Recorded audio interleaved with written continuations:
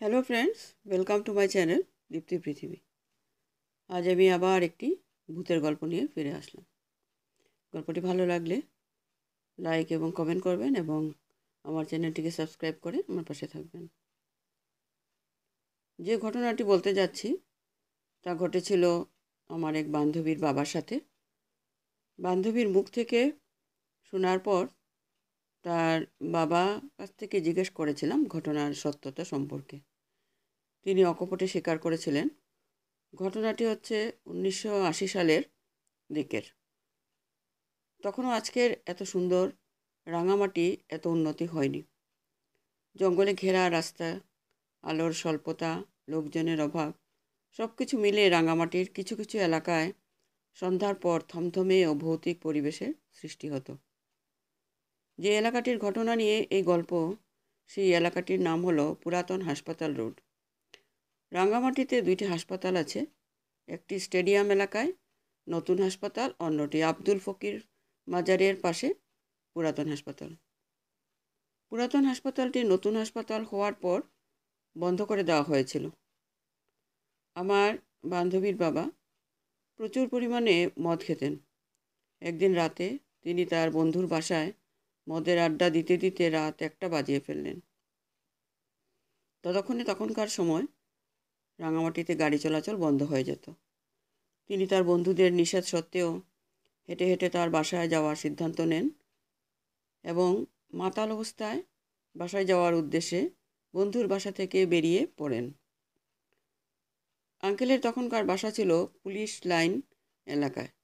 Uncle মাতাল অবস্থায় যখন মাজারের সামনে আসলেন, তখন তিনি চিন্তা করলেন মেইন রোড দিয়ে হেঁটে গেলে 1 ঘন্টা হাঁটতে হবে।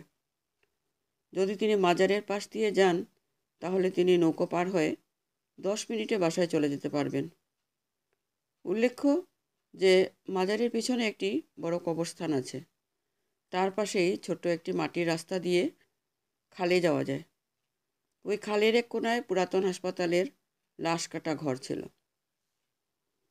আঙ্কেল যখন মাজারের পাশ দিয়ে খালের রাস্তার দিকে যাচ্ছিলেন, তখন তিনি খেয়াল করলেন মাজারের কবরস্থানের উঁচু দেয়ালের উপর থেকে একজন সাদা কাপড় পরিহিত বৃদ্ধ লোক তাকে খালের ওই দিকে যেতে নিষেধ করলেন। কিন্তু আঙ্কেল সে কথা পাত্তা দিলেন না। তিনি খালের দিকে যাওয়ার সিদ্ধান্তে অটল থাকলেন এবং হাঁটা শুরু করলেন। বৃদ্ধ লোকটি তখন বলে উঠল, পরে কোনো ক্ষতি হলে আমাকে দোষারোপ করতে পারবি না। এই রাস্তা ভালো না, তুই অন্য রাস্তা দিয়ে যা। তোর ক্ষতি হবে, তোর ক্ষতি হবে। এই বলে তিনি হঠাৎ মাজারের কবরস্থানের মধ্যে উধাও হয়ে গেলেন। আঙ্কেল মাতাল অবস্থায় এত কিছুর তোয়াক্কা না করে ঘাটে যখন পৌঁছলেন, তখন তিনি খেয়াল করলেন পুরো ঘাটে কেউ নেই। ঘাট সম্পূর্ণ জনমানব শূন্য। ওই ঘাটে সরকারি একটি নৌকা ছিল, যা রশি টেনে টেনে এপার ওপার হওয়া যেত। আঙ্কেল যখন একা একা নৌকায় উঠলেন, তখন তিনি খেয়াল করলেন খালের পাড়ের পুরনো লাশ কাটা ঘরের দরজাটি আপনা আপনি খুলে যাচ্ছে, আবার বন্ধ হয়ে যাচ্ছে। এসব দেখে আঙ্কেল প্রচণ্ড ভয় পায় এবং ভয় পাওয়ার ফলে তার নেশা কেটে যায়। তিনি তখন জোরে জোরে নৌকার রশি টানতে লাগলেন, কিন্তু তখন তিনি হঠাৎ দেখতে পেলেন খালের ওই পারে ঘাটে কালো কাপড় পরিহিত বীভৎস এক মহিলা তার দিকে দেখে দেখে হাসছেন। আঙ্কেল সাথে সাথে মধ্য খালে নৌকা থামিয়ে ফেললেন এবং তার পকেট থেকে সিগারেট বের করে টানতে লাগলেন। তিনি নাকি শুনেছিলেন আগুন সাথে থাকলে নাকি খারাপ কোনো কিছু পাশে আসতে পারে না।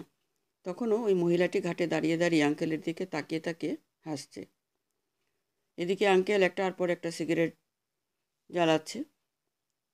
কিছুক্ষণ পর হঠাৎ মেয়েটি গরম হয়ে বলতে লাগলো, এই সামান্য আগুন আমার থেকে তোকে কতক্ষণ রক্ষা করবে? তোকে তো পারে আসতেই হবে।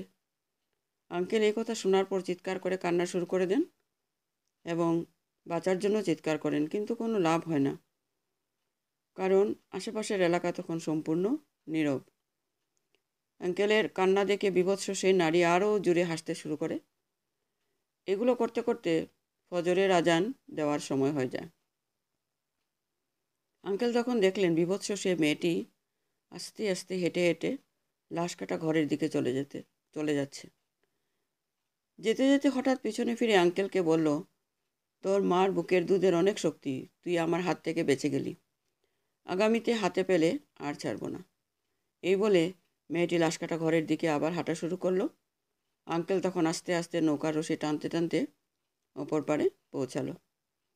কিন্তু আঙ্কেলের দুর্ভাগ্য ছিল, ততক্ষণে আঙ্কেলের শেষ সিগারেটটি শেষ হয়ে নিভে যায় এবং ফজরের আজান দিতে তখনও 5 মিনিট বাকি ছিল। তিনি বিপদ কেটে গেছে মনে করে নৌকা থেকে নেমে যায়, কিন্তু তিনি বুঝতে পারেননি বিপদ এখনও তার জন্য অপেক্ষা করছে। নৌকা থেকে নেমে একটু সামনে যাওয়ার সাথে সাথে সেই কালো কাপড়ে পরা বীভৎস সেই মেয়েটিকে তার পাশে দেখতে পায়। তিনি তখন দৌড়ে নৌকায় উঠতে যাওয়ার আগেই মেয়েটি আঙ্কেলের গলায় কামড় বসায় এবং জোরে একটা থাপ্পড় দেয়। কিন্তু আঙ্কেলের ভাগ্য ভালো, তখন ফজরের আজান দেওয়ার ফলে খারাপ জিনিসটি তাকে ছেড়ে দেয়। পরে সকালে আঙ্কেলকে অজ্ঞান ও রক্তাক্ত অবস্থায় ঘাটে পড়ে থাকতে দেখে এলাকার লোকজন তাকে মেডিকেলে নিয়ে যায়। এ যাত্রায় আঙ্কেল বেঁচে গেলেও চিরদিনের জন্য তার ডান কানের শ্রবণ শক্তি হারিয়ে ফেলে। সেদিনের পর থেকে আঙ্কেল আজ পর্যন্ত আর মদ স্পর্শ করেননি। নমস্কার।